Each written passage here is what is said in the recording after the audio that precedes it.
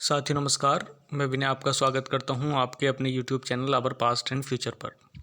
साथियों हम लोग आज हिंदी को एक नया रूप देने जा रहे हैं और हम लोग ये कोशिश करेंगे और हमारी टीम मिलकर के ये कोशिश करेगी कि हम लोग जो UPSSC एग्ज़ाम्स हैं और उसमें भी ख़ास तौर से लोअर वाला, तो उसके लिए हम लोग हिंदी का एक निश्चित पैटर्न तैयार कर रहे हैं।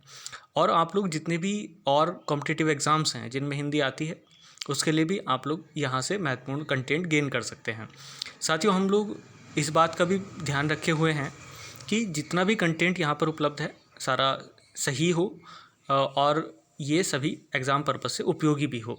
तो चलिएगा बिना किसी देर के हम लोग सीधी वीडियो पर पहुँचते हैं। और एक बात और कि जितने भी लोग इस वीडियो को देख रहे हैं वो इसको लाइक, सब्सक्राइब एंड शेयर करना ना भूलिएगा। तो चलें सीधे।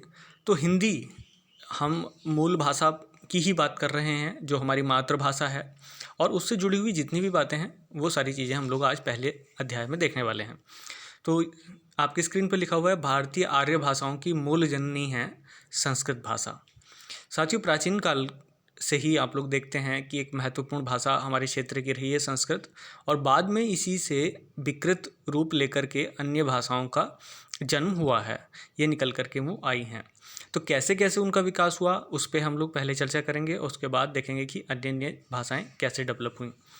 आर्य भाषा यहाँ पर लिखा हुआ है, तो जो आर्यों का क्षेत्र था यानी कि मोस्ट ऑफ द केसेस में कहें उत्तर भारत, तो उत्तर भारत में ही हिंदी बोली जाती है ज़्यादातर, तो उसी क्षेत्र की हम लोग बात कर रहे हैं। अभी आपको पूरा क्लियर हो जाएगा ये।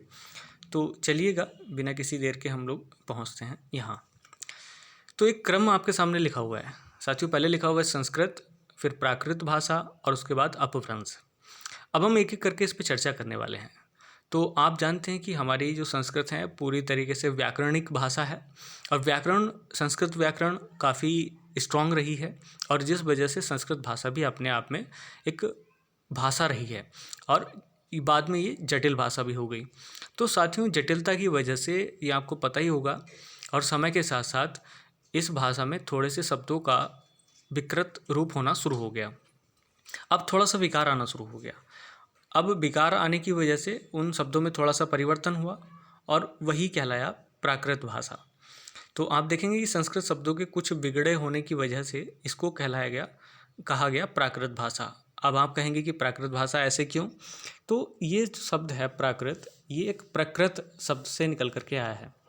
प्रकृत का मतलब होता है मूर्ख, अशिक्षित या संस्कार रहित। तो तीन विशेष अर्थ निकल करके आते हैं, क्योंकि जो संस्कृत भाषा के मूल शब्द थे उनका बिगड़ा हुआ रूप जिन लोगों ने प्रयोग किया वो उनको मूर्ख मानते थे, पंडित लोग, शास्त्र आप देख सकते हैं, या हिंदी विशेषज्ञ लोग। तो इसी वजह से इन्होंने इसको कहा प्राकृत भाषा। तो ये आप समझ गए होंगे कि प्राकृत भाषा कैसे बनी। और उसके बाद जब उसमें और भी ज़्यादा बिगाड़ आ गया और भी ज़्यादा विकृत रूप उसका हो गया तो वो कहलाया अपभ्रंश। अपभ्रंश का मतलब ही होता है बिगड़ा हुआ या भद्दा, जो भी आप कहना चाहें। तो इस तरीके से धीरे धीरे प्राकृत भाषा और अपभ्रंश, और इस तरीके से ये हिंदी के कई रूप निकल करके आ गए। लेकिन आपको पता होगी कई बार बिगाड़ वाले रूप ही अब उसी नाम से प्रचलित हो जाते हैं। जैसे गांव में अगर किसी का नाम दे दें तो वही नाम प्रचलित हो जाता है। तो वैसे ही यहाँ पर प्राकृत भाषा और अपभ्रंश भाषाओं का काफ़ी विस्तार हो गया। चलिएगा और आगे की तरफ देखते हैं। आप देखेंगे कुछ अपभ्रंश और आधुनिक भारतीय भाषाएं। तो आप देखेंगे कुछ अपभ्रंशों के नाम, जिसमें शौरसेनी, अर्धमागधी, मागधी, खस, ब्राचड़, महाराष्ट्री और पैसाची, ये कुछ महत्वपूर्ण अपभ्रंश हैं। अपभ्रंश मतलब जो संस्कृत से बिगड़े हुए हैं, और एक एक अपभ्रंश से कई कई भाषाओं का जन्म हुआ। तो भाषा आप लोग देख सकते हैं कि शौरसेनी से जो अपभ्रंश से निकली हुई भाषाएं हैं वो पश्चिमी हिंदी, राजस्थानी और गुजराती। आप साथियों मैं एक बात आपसे यहाँ पर रिक्वेस्ट करूँगा कि आप लोग अगर जिन लोगों को भारत के नक्शे के बारे में ज्ञान है, भारत के स्टेट्स के बारे में ज्ञान है तो बहुत अच्छी बात है, और जिन लोगों को भारतीय स्टेट्स के बारे में जानकारी नहीं है तो प्लीज़ वो एक बार भारतीय स्टेट्स को या राज्यों को देख लें, उनकी लोकेशन, तो उससे ज़्यादा क्लियर होगा। अब जैसे सोर्स से नहीं है तो आप देखेंगे कि जैसे राजस्थानी है, गुजराती है या पश्चिमी हिंदी है, तो ये क्षेत्र ही वही है। तो एक ही क्षेत्र की लगभग ये भाषाएँ हैं, तो उसमें आप देख सकते हैं कि ये वाले क्षेत्र आ रहे हैं। अर्धमागधी और मागधी अगर आप देखेंगे तो मगध जो एक राज्य होता था प्राचीन काल में और जिसका सेंटर पॉइंट था, केंद्र बिंदु था बिहार, तो बिहार का क्षेत्र फैला हुआ था। तो मगधी में आप देखेंगे तो बिहारी, उड़िया, बांग्ला और असमिया, ये सारा क्षेत्र उस समय मगधी में ही मगध के कंट्रोल में ही था। तो आप इससे अंदाज़ा लगा सकते हैं कि मागधी में कौन कौन सी भाषाएं रही होंगी।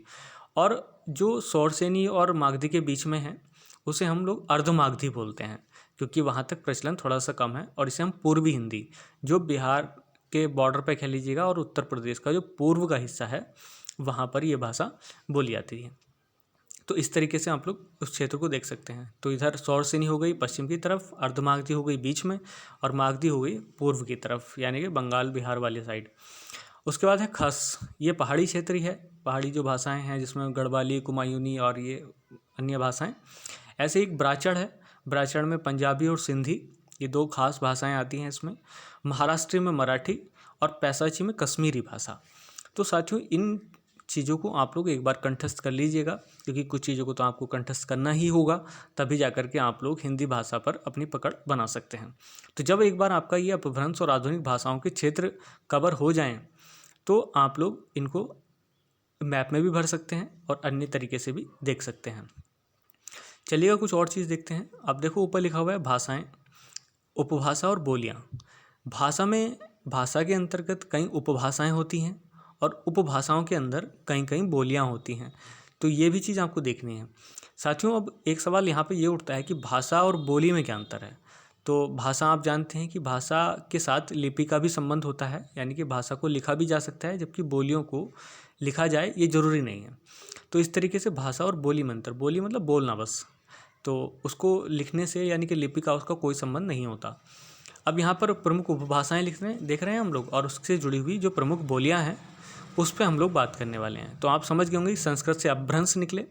अपभ्रंश में कई भाषाएं होती हैं, भाषाओं का जन्म होता है, और उन भाषाओं के नीचे उपभाषाएं होती हैं और उपभाषाओं के नीचे कई बोलियां होती हैं। चलिएगा जैसे आप देखेंगे पश्चिमी हिंदी, जो शौरसेनी वाले हम पहले देख रहे हैं, तो पश्चिमी हिंदी इसमें आती है और इसके अंदर कौन कौन सी बोलियां प्रमुख हैं वो आप देख सकते हैं। और सबसे महत्वपूर्ण साथियों जो हम लोग बोलते हैं खास करके बिजनौर साइड, तो वो है खड़ी बोली, जिसे कोरबी भी बोलते हैं। और इसमें आप लोगों ने देखा होगा कि इसके जो उद्भव में और विकास में एक बड़े महत्वपूर्ण व्यक्ति का नाम शामिल रहा है। तो साथियों आप लोग उस व्यक्ति का नाम कमेंट बॉक्स में लिख करके ज़रूर बताएं कि खड़ी बोली के विकास में किस व्यक्ति का योगदान सबसे महत्वपूर्ण रहा है। फिर है बांगरू, ये हरियाणवी है, हरियाणा में बोली जाती है, पश्चिमी हिंदी का ही पार्ट है। ब्रज क्षेत्र आपको पता ही है, उत्तर प्रदेश में के आसपास। कन्नौज ये भी उत्तर प्रदेश का है, और बुंदेलखंड ये भी उत्तर प्रदेश का ही क्षेत्र है। तो आप लोग देख सकते हैं कि जो पश्चिमी उत्तर प्रदेश है खास करके और हरियाणा तक, तो ये पश्चिमी हिंदी में सारी आती हैं। चलिएगा फिर है पूर्वी हिंदी। पूर्वी हिंदी में हम लोग देख लेते हैं कौन कौन सी चीज़ आ रही हैं, कौन कौन सी भाषाएं। तो इसमें आती है अवधी, अवध क्षेत्र उत्तर प्रदेश का, बघेली, बघेलखंड उत्तर प्रदेश का क्षेत्र, और छत्तीसगढ़ी, तो छत्तीसगढ़ वाला क्षेत्र ये आप देख सकते हैं। क्योंकि एक बात और साथियों मैं कहना चाहूँगा कि भाषा का कोई बंधन विशेष नहीं होता, इनको हम लोग भौगोलिक जो सीमाएं हैं उसके आधार पर नहीं बांट सकते, इसका एक अपना अलग सिस्टम होता है। तो आप लोग इनको क्षेत्र को जरूर एक बार कस्टमाइज़ कर लीजिएगा और एक बार अच्छी तरीके से समझ लीजिएगा। पूर्वी हिंदी पूर्व की साइड, तो जैसे आप लोग पिछला वाला चार्ट जैसे ही कंप्लीट कर पाएंगे अच्छे से, तो ये वाला चार्ट आप लोग बड़ी आसानी से कंप्लीट कर सकते हैं। उसके बाद है बिहारी हिंदी। तो बिहारी में हिंदी में आप लोग देखेंगे जैसे मागधी में आती है बिहारी, अगर आप पीछे बैक जाएंगे तो ये बिहारी हिंदी में आती है। और पूर्वी हिंदी आपकी अर्धमागधी में, वो देख सकते हैं आप। तो ही बिहारी हिंदी के अंतर्गत जो बोलियां हैं वो है भोजपुरी, मैथिली और मगही। तो साथियों ये कहना नहीं है कि जो नाम से पता चल रहा है कि इसका रीजन यानी कि क्षेत्र कौन सा रहा होगा, वो आपको यहाँ से क्लियर खुद से ही हो पा रहा है। राजस्थानी हिंदी में कौन कौन सी बोलियां हैं? मारवाड़ी, जयपुरी जिसे ढूंढाड़ी भी बोलते हैं, मेवाती और मालवी। मालवा क्षेत्र मध्य प्रदेश वाला ये मिक्स क्षेत्र है। तो ये राजस्थानी हिंदी में बोली जाने वाली भाषाएं हैं। पहाड़ी हिंदी के अंतर्गत देखेंगे इसमें दो प्रमुख भाषाएं हैं, कहीं कहीं तीन भी मिल जाती हैं, लेकिन मेन गढ़वाली और कुमायूनी है। जो उत्तराखंड वाला क्षेत्र है वो आप लोग यहाँ पर देख सकते हैं। तो इस तरीके से भाषा का जो क्लासिफिकेशन हुआ तो ये इस तरीके से हुआ। तो आप लोगों को अगर ये बातें सारी समझ में आ गई हों तो एक बेसिक कॉन्सेप्ट आपका क्लियर हो गया होगा, इसमें कोई कहने वाली बात नहीं है। तो मैं तो यही कहना चाहूँगा साथियों कि आप लोग जिस भी चीज़ को कर रहे हों तो एक प्रॉपर वे में करें और बड़े अच्छे तरीके से करें, ताकि आपको समझने में वो टॉपिक कोई दिक्कत ना हो। तो जैसे यहाँ पर आप लोग देखेंगे कि जो सवाल आते हैं, जैसे खड़ी बोली, तो आप सवाल मिलेगा कि खड़ी बोली किस उपभाषा वर्ग से है, तो आप बता देंगे सोर्स पश्चिमी हिंदी में आती है। और अगर ये पूछना चाहे कौन सा अपभ्रंश से निकल करके आई है, तो जैसे पश्चिम हिंदी अभी पीछे पड़ करके आ रहे हैं हम लोग, तो वहाँ से आपको पता चल जाएगा कि ये किस वर्ग में आती है, तो शॉर्ट से नहीं सीधा सीधा आंसर हो जाएगा। तो इस तरीके से आप लोग देख सकते हैं बहुत सारे सवाल। तो बस कभी वो भाषा वर्ग पूछ लेगा और कभी कभी अपभ्रंश पूछ लेता है, तो आप इन चीज़ों को ध्यान में रखें। अब इसके साथ हम कुछ अन्य महत्वपूर्ण बातों पर भी चर्चा करना चाहेंगे। तो इसमें एक शब्द आता है अवहट। तो अवहट क्या होता है वो आप लोग यहाँ तक देख सकते हैं। तो अवहट क्या है? भारतीय आर्य भाषाओं, तो ये जितनी भी भारतीय आर्य भाषाएं आप देख रहे हैं, यानी कि उत्तर भारत क्षेत्र की, जो जिसमें सब कुछ आती हैं, राजस्थानी, गढ़वाली, कुमायूनी, मेवाती, अवधी, ये सारी भाषाएं इसमें सब शामिल हो जाती हैं, जो अभी आप पीछे देख करके आ रहे हैं। और अपभ्रंश इनके बीच की कड़ी है। तो जो अपभ्रंश बन गए थे पहले संस्कृत से, और उसके बाद जो अन्य भाषाएं निकल करके आईं, जब तक इनका पूरा अपभ्रंश नहीं हो गया, तो उसके बीच की कड़ी है अवहट। तो आप देख सकते हैं कि एक तरीके का संक्रमण काल है, जिस दौरान भाषाएं अपना स्वरूप बदल रही थी धीरे धीरे। और सामान्य तौर से कई जो राइटर्स हैं उन्होंने ये टाइम पीरियड दिया है 11वीं से 14वीं शताब्दी के बीच, तो ये वही समय रहा है जिसमें इन भाषाओं का अपभ्रंश की तरफ बदलाव हो रहा था। तो इस तरीके से तो प्राचीन आर्य भाषा और अपभ्रंश के बीच की ये कड़ी है, तो आप लोग देख सकते हैं। और ये समय कहा गया है अवहट काल इस समय का। अगला शब्द है प्रकृत। साथियों इस पर मैं हालांकि बोल करके मैंने अभी बता दिया है आपको, लेकिन मैंने इसको लिखना ज़रूरी समझा। लिखना इसलिए ज़रूरी था ताकि आप लोग जब नोट्स बना रहे होंगे तो लिखने से ये रह ना जाए। तो इस तरीके से आप देख सकते हैं, इसका अर्थ है मूर्ख, अशिक्षित और संस्कार रहित। अब आप यहाँ पे देखेंगे कि प्रकृत से जो शब्द बना वो बना प्राकृत। तो जो भी जिस चीज़ से जुड़ा होता है शब्द वो थोड़ा सा खिंच जाता है। अगर जैसे आप लोग देखें कुंती से कौन्तेय, जैसे जनक से जानकी, तो ऐसे करके खिंच जाता है शब्द। तो ऐसे ही प्रकृत से बना प्राकृत। तो यहाँ पर कोई अन्य बात कहने का कोई उद्देश्य नहीं है, बस सिर्फ आपका यही है कि आप लोग अच्छे से समझ जाएं और अपनी हिंदी को आप लोग आगे की तरफ अग्रसर करें। तो साथियों आज के लिए जो पहला टॉपिक था हमारा, जो महत्वपूर्ण था भाषा के विकास को समझाने के लिए, वो आपके लिए कंप्लीट हो गया है। इससे ज़्यादा अगर आप लोग सीखना चाहते हैं तो आपकी इच्छा है। वैसे एग्ज़ाम पर्पज़ से इतना मैं समझता हूँ कि काफ़ी इनफ है, और मैं पढ़ने के लिए आपको बिल्कुल मना नहीं करूँगा। आप लोग किसी भी अन्य बुक से इसमें साथ अपना ऐड कर सकते हैं और साथ साथ अपनी बुक की स्टडी इसके साथ साथ कर सकते हैं। चलिएगा साथियों आज के लिए इतना ही। जय हिंद, जय भारत।